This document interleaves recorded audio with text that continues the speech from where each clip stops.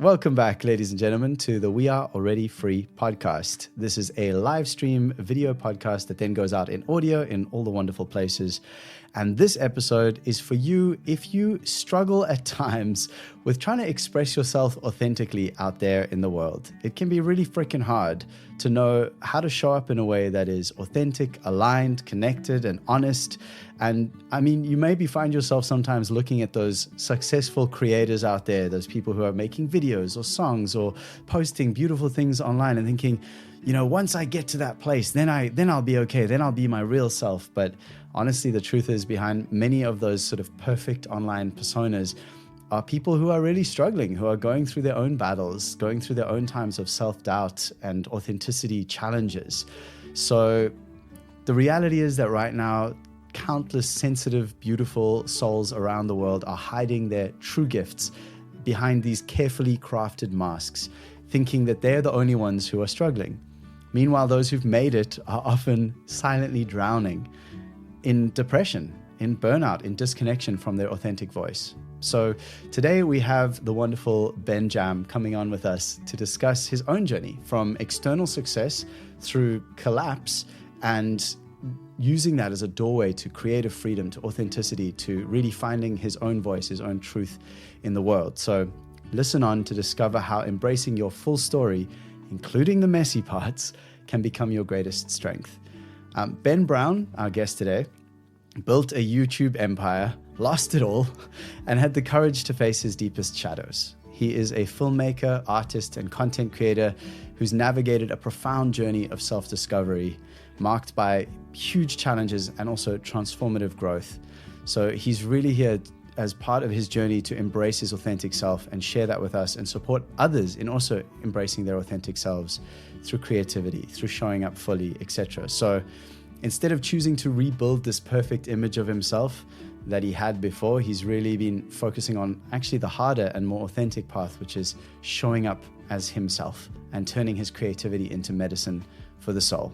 So we're going to get to him in just a moment. And thank you so much for being here, wherever you are watching from or listening from, if you're listening to this as audio. But yeah, it's just awesome to be here with you today. Hear the words, we are already free. What comes up for you? Acceptance. Change. A shift in awareness. Human beings are so powerful. There's so much more. Everything is love behind it. Breaking the chains of your own mind. That which remains. Nature. Getting out of the matrix. We're sitting on the treasure and it's already unlocked. We are already free. You're free. You are a walking map. I've always been free. You are always free, already free. We are already free. Yes, Brother Ben. Welcome. Yeah, Brother Nathan, how are you, dude? I'm doing great, man. It's so exciting to have you on because, I mean, we were just chatting about this 2 days ago and here we are. And that's so exciting. Often I get a guest on and it's like, it's weeks in advance. So it was so nice to just have this, like, let's just get on and have a chat. Let's just see what life's all about and see what is on offer for us today. So yeah, thanks for being here, man. It's super awesome. Yeah, no worries. I have a tendency to put these things off, you know. Well, you did the opposite on this one. Yeah, that was the opposite. You know what? I have so much free time at the moment. I'm actually just going to go straight in. Let's get this done. I'm feeling good at the moment. And this is kind of the new chapter that I'm in is just like, not necessarily saying yes to everything, but when something feels really right and aligned, it's like, why not do it in 2 days' time? Like, let's go. Dude, I love that. Well, so thanks for having me on your podcast, dude. I really appreciate the opportunity to like just hang out with you again, to be honest. Yeah, ditto, man. Absolutely. I actually saw you post something recently. I think it was in your stories maybe, but it was you like cooking up a hell of a breakfast. And there was eggs in there. I think there was some meat in there maybe, if I'm not misremembering. Yep. But it was like, I remember that's one of the chats because we've only met really a couple times in person? At least the one time at the ceremony, the ceremony we sat at. And we were discussing this idea of like eating and conscious eating and what does it mean to be a conscious eater. And it was this conversation around veganism or eating meat. And I remember at the time you were like, I think you even said, you're like, I need more meat. And so it was good to see you with that breakfast. So yeah. I've definitely been cycling around the different, just whatever my body feels called to. And also somewhat dependent upon who I'm dating. Has kind of an impact. Like the people that are closest in our lives definitely have an impact. That's true, man. sharing meals and all those kinds of things. But yeah, I'm not necessarily like full carnivore now, but yeah, I'm eating meat with most meals, and yeah, feeling really a lot better and stronger for it. Yeah, no, that was a huge like unlock for me personally, was really just prioritizing good quality whole foods with an animal foundation. Like, and again, without, because it can so easily get into the dogmatic territory of like, well, now I'm a carnivore, now I'm a this, now I'm a, and that whole thing is just chaos. So yeah, just to be eating intuitively while also aligned with ancestral nourishment, basically. Like, this is how we have eaten for hundreds of thousands of years. It's probably a good way to do it. Yeah, I think that for me the biggest thing is just like the way that I cook the food, and actually like if obviously the quality of the animal products is really a high priority, but the way I actually prepare the food, I feel like has more of an impact if I'm celebrating it rather than it being like oh, I just have to eat this because this has to make my physical body stronger and stuff. If it's more in like a celebratory energy, I get more from the food, and I think it kind of clears out any kind of energy that that the animal might have gone through, that I don't take it on board quite so much, if that makes sense, like the trauma of whatever the animal might have gone through, because I'm quite sensitive. I'm sure we're probably going to chat about sensitivity at some point, but yeah, I feel it all. So I have to make sure it's like well prepared. And totally. I love that. And you're in the right place. This is the place for us sensitive folk to connect and drop in and be able to like acknowledge and own that and see how we can navigate this world and actually bring our gifts through. And that's kind of what I wanted to open up on, because you are, or were, as you yourself have expressed, one of a very successful YouTuber. Like, in terms of that, you created this empire where you built up this vlog empire of sharing your story, sharing your life online. And I'm very curious to hear of like, because vlogging in a way, almost by definition, seems very authentic. And I'm curious to hear for you, what happened? Like what happened that you kind of had to let go of that whole thing? And almost, I guess, the dark night of the soul, or any metamorphosis, there's some of that is a destructive process, like the caterpillar dissolving before it forms a butterfly. So what was that process like for you, where you moved into dissolving, basically? What happened? Well, I managed to make it a long and drawn out process. But well done. All of my previous success that I've ever had in my life was through, well, I think my ego likes to claim particularly that it was through my hard work. It was like I had that sort of mindset of, I will work harder than everybody else and achieve success that way. And because before I was a YouTuber, I was a professional kayaker. I was an athlete, and I became world champion. It took me sort of 15 years to get to the level that I got in that sport. And a lot of it was to do with just literally training harder than everybody else, and then being able to hold that mindset together for the execution of the performance of the race. And so as soon as that chapter was done and I switched to the creative side of thing, I was like, right, I'll just win this as well. And I'll just work harder than everybody else at this and make the best videos on the internet. And I have a lot of life force energy, especially through my 20s. I was just like pumped full of energy. And so I could apply this on a daily basis for many years, just working really, really hard at filming everything, creating these days and these activities that would be fun to film and would make for good content with my friends, and then spending sometimes 6 hours making one video that goes out that next day, and then starting the whole process over and over and over again. And I remember a lot of people asking me like, how the hell do you do this? Like, and I was just thinking, you just get on with it, you just do it, don't you? Like, so full of beans. And it was obviously an unsustainable method, to say the least. But it took me a long time to realize that. And all the time that I started getting tired, it was just like, right, this is where you double down. Like, this is where you drink that coffee and you stay up late at night. And it was just this elbow to the grindstone, burning the midnight oil, however you want to put it, that just depleted me completely. And through the persistent pushing onwards through the tiredness and through everything, obviously dramatically impacted my decision-making abilities. I started, I discovered cannabis, and that really helped me and was an ally for me in so many ways, but then became my crutch, and then became my way that I could get to sleep at night. And I had other addictions going on as well, like like a, not crazy, but I had a porn addiction going on. I had just like spending money. Like I really struggled to make money and hold on to it and then keep it. I was scared of holding on to that much energy. So I was just giving it away and just making poor decisions, basically. And over a period of time, destroyed the empire that I'd built. And I don't know exactly what the phrase is or the saying is, but what's the one about the child that if you don't give the child attention, he'll burn the village down, kind of thing? Oh, dude, I don't know if it sounds familiar, but I don't know if I know that one. I don't know the exact one. It makes me think of like it takes a village to raise a child, but that sounds like the dark side of that. The dark side of the ignored child. It's like if you don't give the child the attention that it needs or what it needs, it will burn the village down to get the attention. So that was my inner child. Like my inner child, subconsciously, I just destroyed everything that I'd built because that was the only way that it could get my attention.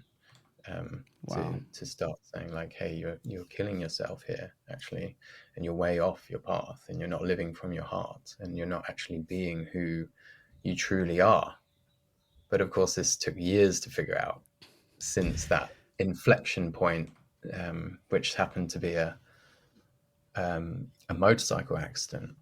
I came off my motorbike and I shattered my elbow, had reconstructive surgery, and that was the first time that sort of the universe or God decided to put me on my ass and say, you're not going to run away from anything, you're not going to work your way or distract your way from anything. So I really had to sit with all of the emotions that I'd throughout my whole life in order to achieve what I needed to achieve. I'd either sort of alchemized the anger and everything into going faster in a kayak, or I just like repressed it in order to keep showing up for whatever the task was that I was appointing to myself. So all of those emotions, as we know, they don't go anywhere. And I'm quite a fiery lad as well. Like I've got quite a lot of fire in my chart, and I'm also very watery. So I'm like, I feel things very deeply, and I have quite quick to anger as well. So having suppressed that for my whole life, that needed to be tended to. That was probably the part of me that was wanting to burn down the empire to finally get my attention so that we could do this inner work finally. And yeah, that was 7 year ago in 3 days time. Oh, exactly. Wow. Interesting timing. Yeah. And then, because that's obviously a long period of time, but also a deep process of unpacking. How have you maintained yourself? Like, what are the ways that you have found realistically? And I'm asking this question selfishly, and I'm sure anyone listening now, if there are like us highly sensitive people who have like put on multiple layers of armor to survive, basically, to be like, it's so interesting. I was thinking about this. I can't even remember. I wrote it down today or for some reason, but basically that we develop habits that help us survive. Like our body's trying to help us survive and thrive. But if the survival feels threatened, then the thriving gets pushed out the window, basically. Sure. And so for so many of us, like thriving just actually feels like so distant because we're just fully in survival mode. And that's what I'm hearing from you is like you had no way to process that anger, no way to process that sensitivity, actually, no way to allow those feelings to move in a way that the body needs them to move. And so that stuff got pushed down until, as you say, motorcycle accident, having to be still, the whole universe being like, bro, now you got to face it. But that's terrifying. Even hearing you say that, I'm like, that sounds terrifying. So how do you process that in a way that doesn't re-traumatize, but in a way that actually leads to more thriving, basically? It's a great question. I feel like the first thing that comes up is like, I thought I was thriving. I thought that anxiety was excitement. I didn't have any emotional intelligence. Like I had no idea what was really going on in my internal world or how to be with it or communicate what it was. It was all just like a complete mystery to me, that I was at the whim of whatever was triggering me and whatever my core beliefs were about who I am and what it means to be a human being. Is like so many distorted ideas that kind of created this framework that just I didn't have the framework for the difference between anxiety and excitement. And so also because I was presenting online this persona of success, and everybody was telling me how great I was. I was in this feedback loop that was at odds with the actual energy within inside of me. But I, again, had no concept of what that even was, like that was even a thing. So it was very, very confusing for a long time. And it took me a few years to figure out that, well, I don't have to pretend anymore that I'm thriving or that I'm successful in a conventional way. Like I've got brand deals coming in. I've got lots of people liking my videos and watching my content. I'm traveling. I'm like living the dream, but actually I couldn't receive any of it or really enjoy any of it because there was just chaos internally going on. And so to figure that out took a long time and many rounds of like gradually allowing myself to actually feel how I authentically felt on the inside, and also communicate to other people how I am actually feeling about things, which is probably one of the scariest parts of this whole journey, is like learning to ask for what I need or even acknowledge that I have needs. And at the same time, with my therapist, figuring out that I actually have this kind of codependent relationship with my audience, which was like a long and arduous breakup where you go back and forth many, many times and get the same old thing but need something different. And I was presenting this version of myself online because I needed people to validate the parts of myself that I was doubting, like, and I suppose resourcing that validation, resourcing that love from strangers on the internet is not what I would advise at all. Yeah. Take note, everyone, from a successful YouTuber.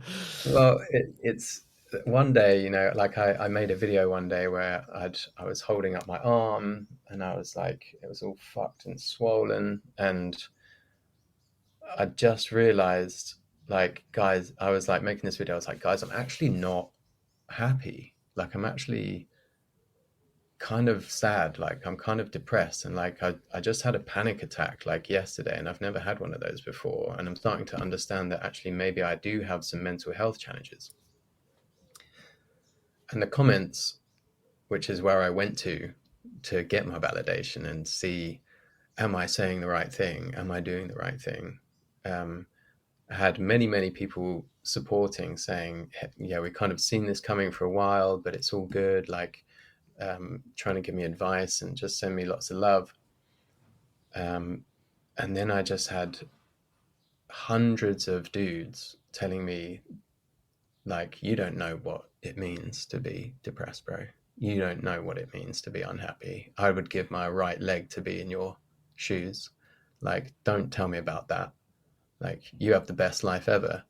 And so then I was still in this like, oh wow, a questioning how I'm actually feeling, because I'm again trying to check on the outside for that validation of how I'm supposed to be feeling in a situation. So yeah, I don't know if that answered the question. Dude, that's a powerful insight as well, just around, it actually reminds me a lot of my own journey. And I think for many of us is this feeling, because we weren't the safety wasn't created for us by our caretakers as kids. And so I know for myself, I can't speak for you or for others, but based on what you've just said, I realized that as a kid, I had to become incredibly aware of others' opinions of me, because it was the only way to stay safe, basically.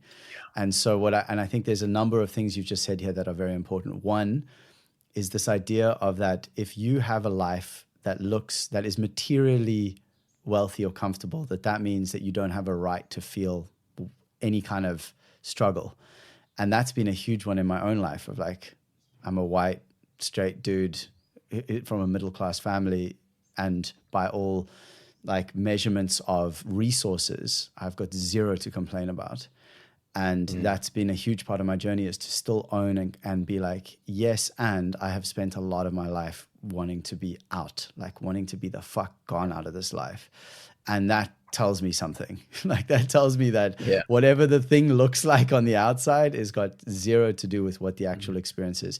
And I can't imagine what it's like to be someone who's got zero resources and has that same experience of wanting to be out of life. Like that must be on a whole different, but that's not where I'm at. And that thing of what you just shared is like this huge piece of, is it enough that I'm just me, even though I have or don't have the things that I'm supposed to or not, like this whole story of this built up constructed idea of what is or isn't okay.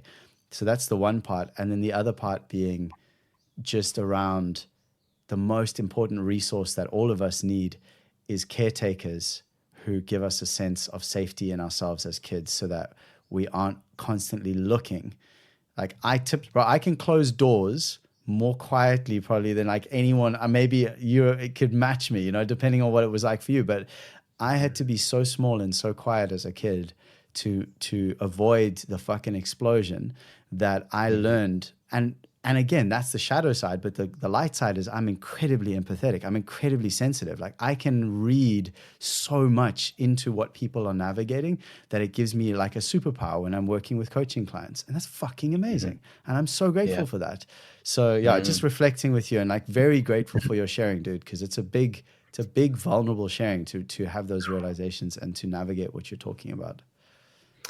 Yeah, it feels really like one of those moments where, again, if we weren't recording this, I probably would have a different sensation in my body. Just knowing that somebody is going to be watching this is automatically bringing that same thing up, where it's like,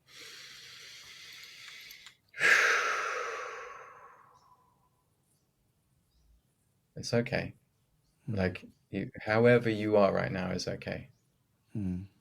Like there's no expectations here. Right. So brings up that question of like, is this the right, like, should I change how I'm representing my story correctly? Am I saying the right things? Like, because everything you're saying is like essentially as you're reflecting, that's helping me to feel a little bit more calm within myself, because I'm like, this is what I'm journaling about at the moment. This is actually the reason why I'm starting to do my guidance calls again, because I feel like I'm attaining a level of mastery in this area of understanding really the beautiful side of these skills of empathy and these sensitivities that we've been, I feel like they're gifts that we come here with. And then they're just like woven into our story through our sort of interpersonal relationships as children, and through the journey of reconciling those pain points and then discovering the beauty in them. It's like, oh yeah, it's actually so beautiful to be a sensitive man and a sensitive human in general, because we're just so much more tuned into beauty, and we're so much more tuned into love, and we are able to connect with people on a level that they might never have been able to, never have had in their life before. To be able to see people and see ourselves at such a depth is really a gift. And that gift, even if we did come into this lifetime with it, has been reactivated and maybe like up leveled through our experiences in this lifetime. And yeah, it's it wasn't, it was the house that I grew up in was not like especially violent or like physically, you know, like, or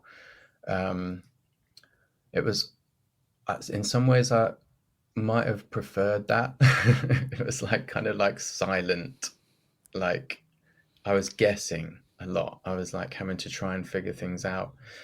And just like I think a lack of emotional availability was a big piece for me. Like, and as a Pisces, like I cry deep, and like I feel things really deeply. And my sister's Cancerian, and there just was like, I took it on board as a child, as my sister's younger than me. I sort of took it on board as a kid to try and ease all of the pain in the house. And I would do that through trying to be funny, trying to make my mum laugh, and trying to make my dad proud. Like those are the two things. And then just trying to take care of my sister, like emotionally, if I could. And that resulted in me being an extremely funny adult. Like I'm very, very funny and humble, and also became a really good athlete. Like I went on that whole journey, and I loved kayaking. I love being on the water. I realized now that I was just doing like endless breath work and drawing infinity signs with my hands. So I'm like, it was the perfect, out in nature, it was the perfect thing for me, because if I didn't have that, who knows where my energy would have gone to. I would have got into all sorts of trouble.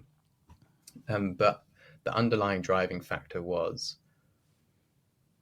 make my dad proud, like make my dad happy. And like on a deeper level, it was so that if dad's happy, mum's more likely to be happy. And that's my main concern, because me and mum were like entangled. So yeah, all of that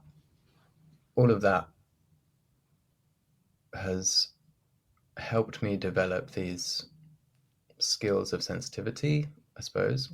But I ignored them for so long. So long. And in order to continue making videos, to continue, I'd get the camera and I'd be like, okay, record. What's up, everybody? What's happening? What's going on? Welcome to that. And just switch it on. And I had no idea that I was abandoning a part of me every single time I would do that.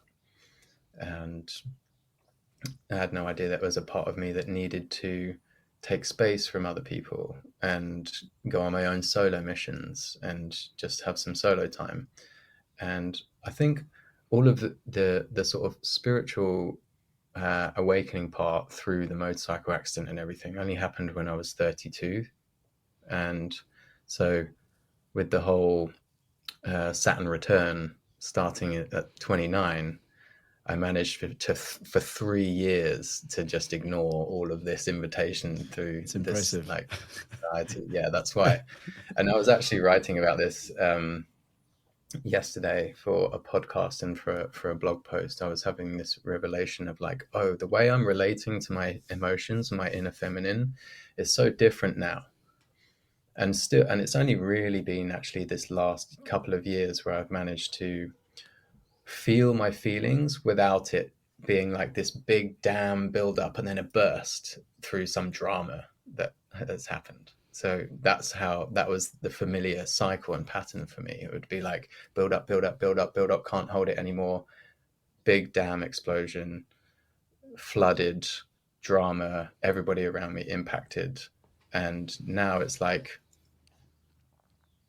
I don't have to get to a point of complete breakdown to have a good cry about something or to grieve something. It just kind of bubbles up.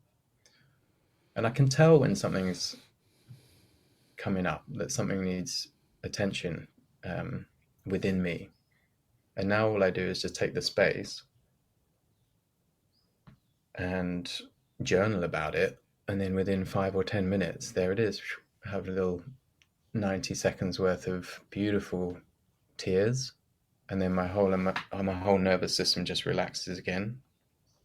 And so I'm just really grateful for having gotten to this point, actually, where I was saying to my friend Alice, like, the work is really working now. Like, my life is so much more peaceful. Like, I don't need to create chaos in order to validate my experiences or my emotions.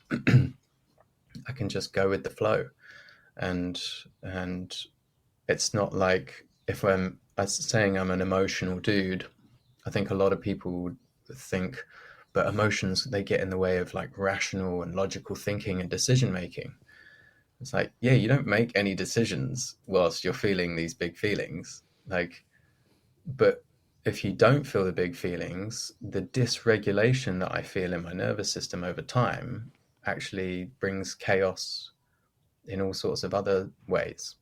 Totally. That actually impact my life, in a negative way. So, I mean, you speaking to me here as well. Like, this is part of my big journey that I'm honestly still navigating. Like, I get on it sometimes, and then I fall off, and I get on.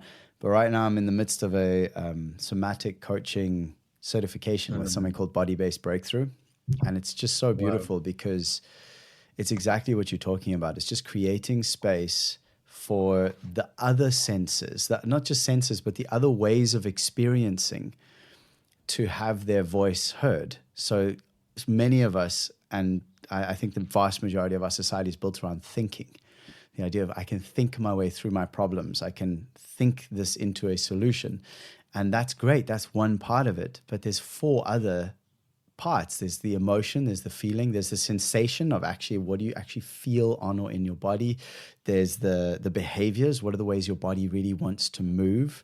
There's the imaging of like, what are the dreams, what are the memories, what are the things you can imagine and vision. And all of those weave into a holistic experience called a somatic signature. And the vast majority of us are just not accessing those other areas.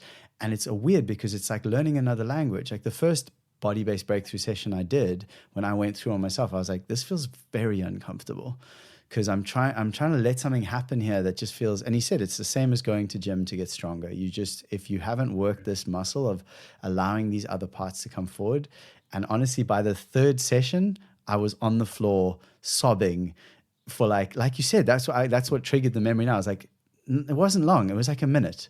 And then I was like, oh, okay, that's done now. And I have no idea why. I was crying. Like there was nothing that was like, oh, this needs to come out now. And then I felt way lighter and I could carry on with whatever else needed to happen. And then there's what's beautiful about the system is it always has a very, what they call the inspired action. So you always come out of it with like, what is one thing I can take action on in the next 24 to 48 hours that is aligned with this process that I've just done, that's in service to this process. And it's so beautiful. So to hear you speak just gives me encouragement that I am definitely on the right path with what I'm doing right now. And yeah, thank you for that.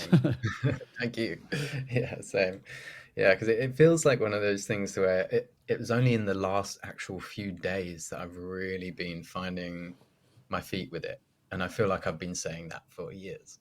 Right. But it's this ongoing process of practice. I think the big difference from my experience recently, in terms of just being with whatever these little samskaras are in my body, and I know you know what a samskara is, but just well, tell for anyone who's listening who doesn't know.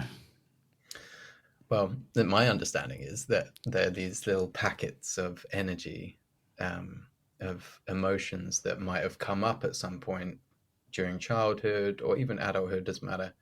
And it wasn't safe to feel them or express them, or we didn't have the tools or the capacity to express them. Like when you're a kid, some of the fear that comes up or the anger that might come up as a teenager is just like so much energy that we just have to kind of like push it down, and then it gets stored somewhere in the body and creates tension in the nervous system, which just and all sorts of other chaos.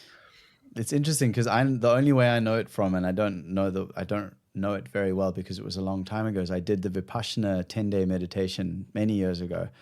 And crazily enough, I don't actually recommend that for everyone. It really, I've actually since heard stories of some people having psychotic breaks afterwards because their nervous system. So for me, and this was great as part of the like trauma informed learning that I've done at times, is that if your nervous system, if your trauma was around having to stay still and quiet, like if you couldn't move or make noise, then sitting still and quiet for 10 days for 11 hours a day is maybe not the best thing you should be doing until you have expanded, until you've processed that trauma. So for me, and I only learned this years afterwards, I was like, why did Vipassana not feel good? I had positive results from it. Like it showed me something super important that had a big impact on my life, but I didn't want to meditate for years afterwards. And I was like, it was a traumatic experience. And it's because of exactly that. I spent a lot of time in my youth shut down in my, I think it's called dorsal vagal activation. So the part of my nervous system that's like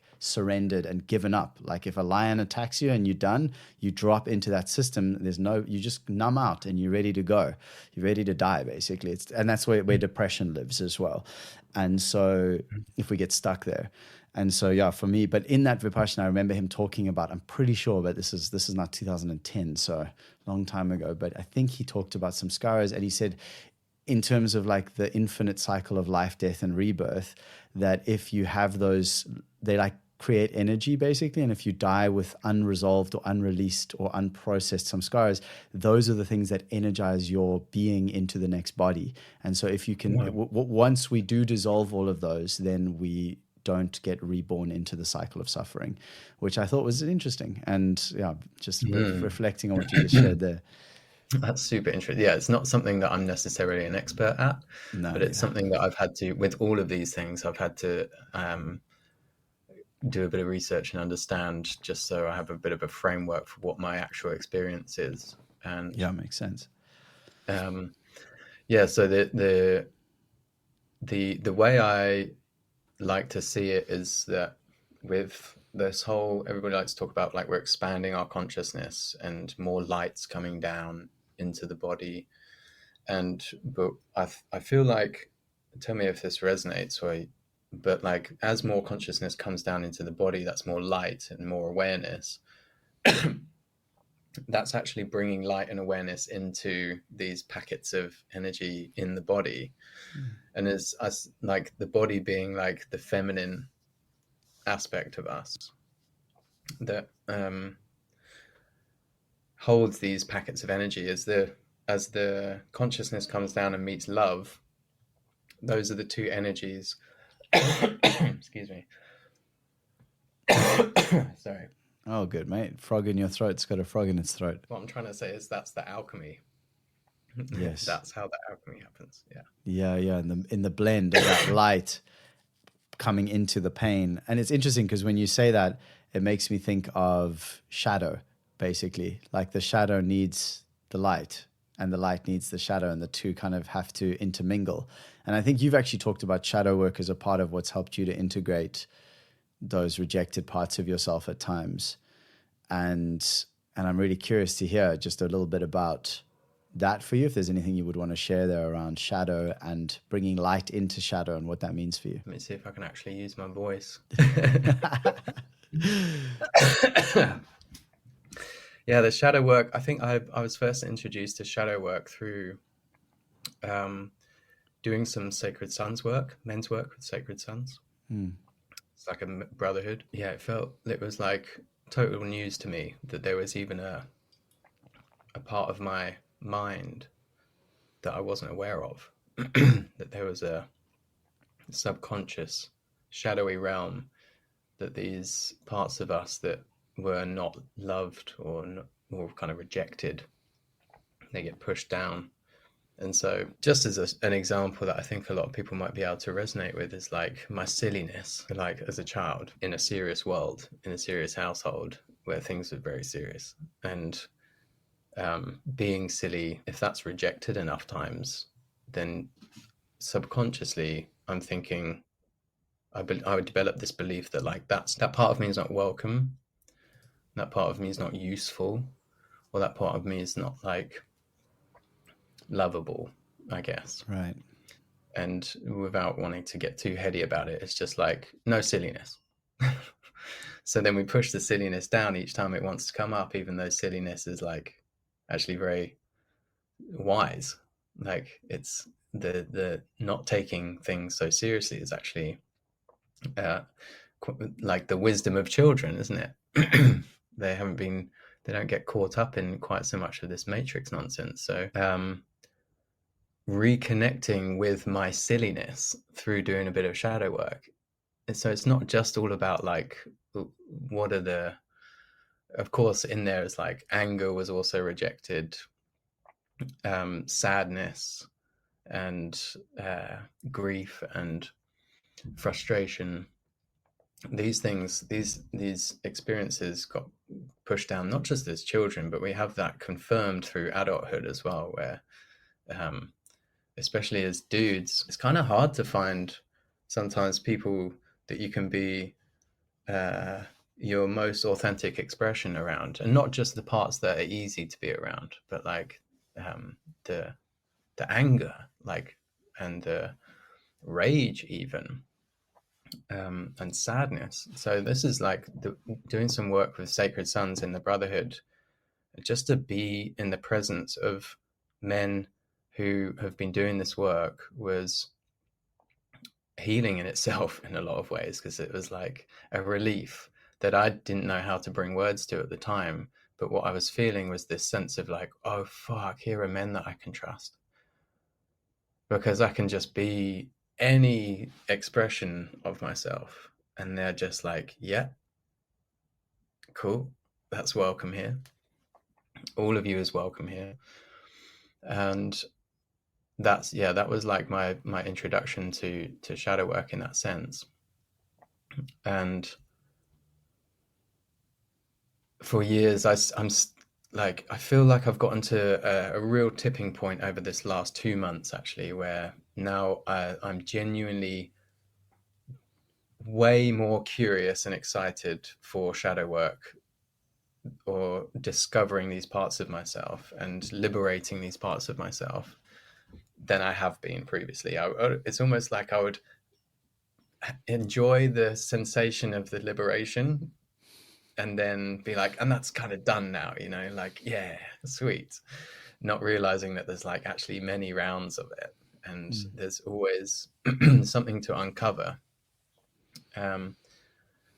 And fully accepting that now, what that looks like for me is like, I've stopped smoking weed, and that's been my crutch for so many years. And it wasn't that long ago that I stopped.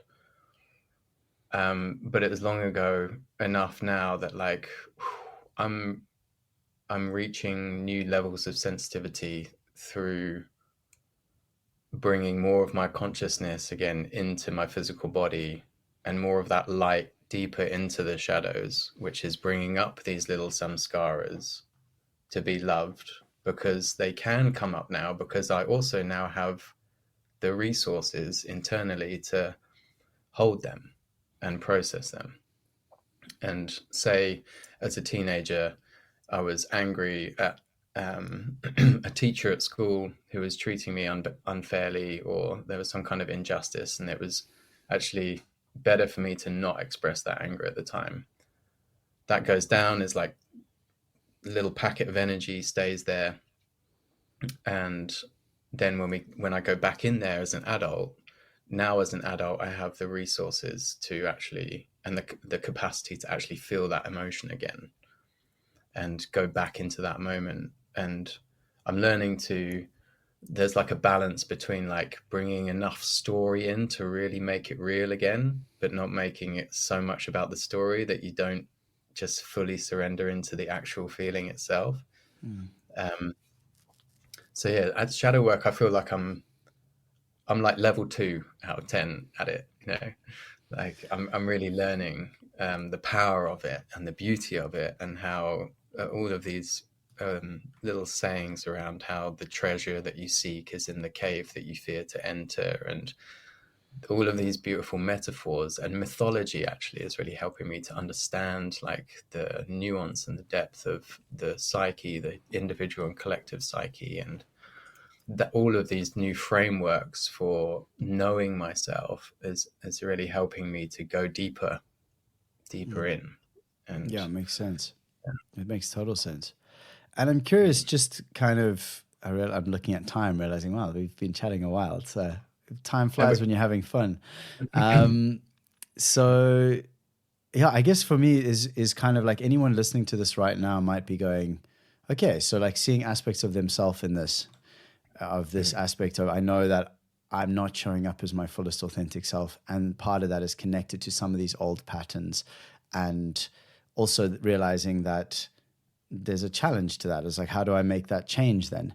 And I'm curious to know if you thinking of someone who might in this stage, even maybe they are wanting to create more on social media or share more of their creations, however that looks, which is generally going to be social media these days, but is finding that sense or has that awareness that there is a mask that they're wearing or putting on before they step out into the world in whatever the way they do.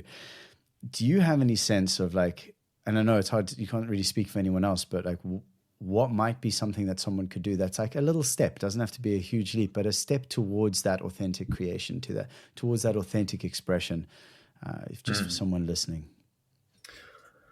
Well, I suppose if I was to like speak to my 20-something-year-old self who was like just starting out with picking up a camera and vlogging, and by the way, the first 100 vlogs are super awkward. Like it's going to be awkward to begin with. Like all the self-judgment, all the self-cringe is going to come up. And my way of dealing with that was to like inflate my ego even more so that I just kind of cracked on with it. And I suppose that's one type of self-belief, isn't it?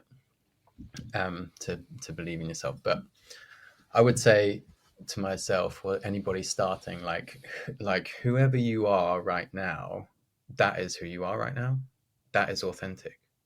Like you get to a point where you realize that art or a vlog or whatever it is that you're creating is kind of like a journal entry of like the energy that you're experiencing now that you want to share or create something from. And it's going to be different tomorrow.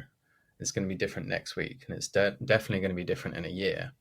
So don't think that you have to become the end game version of yourself to start. And because you'll look back and you think, I certainly think, wow, who was that guy? Like, who was that guy? I don't know. But there are elements of my authenticity throughout, like a thread throughout the whole thing. And the different ways that I've expressed that have sometimes felt more authentic and sometimes felt less authentic, but that's also perfect. Like creating in this way is like just a way of you getting to know yourself. And if other people vibe with it, that's cool. But if they don't, and you want them to, notice that. Like, why do you want them to? Why do you need people to vibe with you? Do you find yourself creating in order to get likes or to get validation from people or to get like, because that's fine too. Just notice it. Like none of it's wrong. But at some point, like the cheat code is to notice. The cheat code is to notice, like how does it feel when you're speaking about this? Does it feel easy and flowing, or is there some more work to do because you catch a frog in your throat and have to cough on the podcast for 5 minutes. Oh yeah, I'm actually still struggling to speak about this publicly, kind of thing. That's fine. Yeah. What do you love? And if you don't know what you love, like what do you love in the context of right now? What's making you excited? What inspires you? And I think maybe that's part of the journey that I was on, just like one of seeking, what is it that I love about life? Like, what is it that I love about this world? And mostly I love nature. Mostly I love filming stuff in slow motion. Mostly I love traveling and just turning my life into a big adventure. That's why I own an old half-broken Land Rover, because even the trip down to the supermarket is an adventure in a Land Rover, you know. Yeah. I love it. Like, make it into adventure. So yeah, in terms of like expressing your authentic self, go on this journey, create whatever you feel like you need to create. Don't think too much about it. Know that you're going to get it wrong. And all the while, keep going inwards and being like, well, who actually am I? And how do I connect with that? And then express myself from that place. Who am I? Who am I? So rather than my adventure was all out here, all out here, all out here. And then I had to go all in, all in, all in, all in. But you can do both at the same time. You can be like, okay, this is a reflection of this part of me, and utilize the creative process as actually an awakening process and a healing process of getting to know who you are and what it is that your heart truly desires, and what's your authentic message that wants to come through and be shared with the world, because we need authentic human beings expressing their authentic message out in the world at the moment, because Lord knows we've got so much synthetic bullshit out there and it's like tiring and draining and completely uninspiring. So you might find that you are so out there and so weird in your most authentic expression that it might take you a year to find 1,000 people that really vibe with you. Perfect. Like, that's perfect. You don't have to have 1 million followers. You don't even have to have 10,000 followers, but just you practicing to show up as yourself and continue asking, is this me? Is this me? It is me today. Fuck it. Let's go. Like, and just having the courage to put something out there. It's going to be beautifully chaotic and perfectly imperfect. And that's the journey of like being an artist and a creative, I think. Dude, so many gems in there. Thank you. That's a really beautiful offering for anyone who's listening. And I'm curious around just where people can find you, really. Like, is there anything that you particularly would like people to drop into at the moment that you're sharing that you're inspired about? Well, I've my creative projects that I'm working on at the moment, or have been working on, and it might take a while, I'll show you, is I've made these like designs. They're called Seeds of Light. Wow. And if you're listening to the audio of this, I will maybe have to put a link in the show notes so you can go and check this out. That is freaking stunning. Well, don't gas me up too much, because this is I did it by hand and then I converted it to digital. But each print has got gold embellishments on it, so each circle is hand done. I spend like 2 or 3 hours with each print, embellishing it with gold and actually infusing it with like healing love. And I just trust that these will find their way into the homes that they're meant to be, and like kind of grid out this vibration of love across the planet. So that's one project, and everything's on benjam.uk. Benjam.uk is my thing, and I'm doing guidance calls as well for anybody who wants to drop in with me. And I'm mostly showing up daily on Instagram, which is just @benjam. Got you. Thanks, brother. And then finally, as I ask everyone, when you hear "we are already free," what does that bring up for you? This deep remembrance in my DNA of like who I am. And it's strangely just like this excitement for the vibration of the truth of that statement that we know is just echoing throughout Earth at the moment. And it's like, this is what we came for. These are the times that this message is going to be felt. And yeah, it makes me want to continue doing this work to hold the embodiment of that, so that it doesn't even have to be spoken to. It can just be felt, you know. It's very, very powerful and inspiring to me. I don't believe that statement. I know that statement, bro. I know that statement. Yes, I love it. Thank you, Ben. What a pleasure, brother. It's been an honor to have you on, and I look forward to getting to know you better, and may there be more highly sensitive men in the world who are doing good work and owning the shadows and aligning our mythologies with our reality for a different way of being, because it certainly is fucking time for it. So yeah, thank you, brother. Appreciate you. Thank you for holding this space, and thank you for doing incredible amounts of work that you've done to be holding such a stable and grounded center, and to hold this space for me as well. I appreciate you. Dude. Only a pleasure. Only a pleasure. So yeah, we'll catch up soon after this call, but for now, thank you, brother, and blessings on the path. And I'm going to drop into an outro for these gorgeous listeners. I'll see you soon, Ben. Peace. Peace. All right, lovely humans. Give thanks again for the splendid and wonderful guest today, Ben Jam. You will find his links in the show notes. As you said, very easy to track down. What an epic chat that was. And really, for me, I think the highlight of the whole thing was just really getting to sit in humanness together.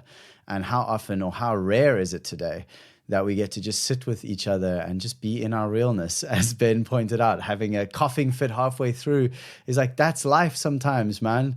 And I just really honor that. And it's been so beautiful, especially because if you see and go and watch, which I recommend, honestly, go watch some of his older videos and see what he was navigating then, and connect with him now, connect with his Instagram, connect with where he is now, and just know that wherever you are on your own path, that there is always hope. There is always an invitation to more authenticity, an invitation for you to show up fully as you are, because honestly, the way I think of it is like the divine or the infinite, or what the nothingness between all this, the reality that we live in, has planted each of us here like a unique seed. Like God is a gardener, and this gardener has planted you, and the only thing that this gardener dreams of is that to watch you blossom.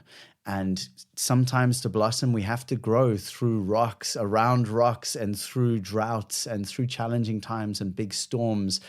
And really the way we can support each other in that blossoming is to support each other in remembering and turning towards the nourishment that's always around us, towards the water and the sun and the calm and the rest and the connection. And through that authentic connection, we blossom as an automatic result of that. So I hope that today's episode has reminded you that that's available for you. And I look forward to having you again for another episode very soon. Thank you for being here. This is We Are Already Free. And if you are one of those people, like so many of us, who is struggling with your social media usage, or just your general dopamine like burnout, where you're spending a lot more time than you want to on something that really isn't that good for you, and you want to make a shift, please check the show notes for the 21-day dopamine detox challenge. It's a free challenge. It's helping a lot of people right now, and I'm so happy to have put it together. You can also just go to alreadyfree.me/reset if you feel, and yeah, get started. It's enough. Like, how much of our lives do we want to spend just scrolling away, consuming stuff that really isn't helping us in any real, deep, authentic way? Like, yes, consume the information that you need that's important, and then go out and create something awesome. And if you're consuming and not creating, then definitely take the challenge. I wish you well. I'll see you next week. Thank you for being here. And please, as always, remember that we are already free.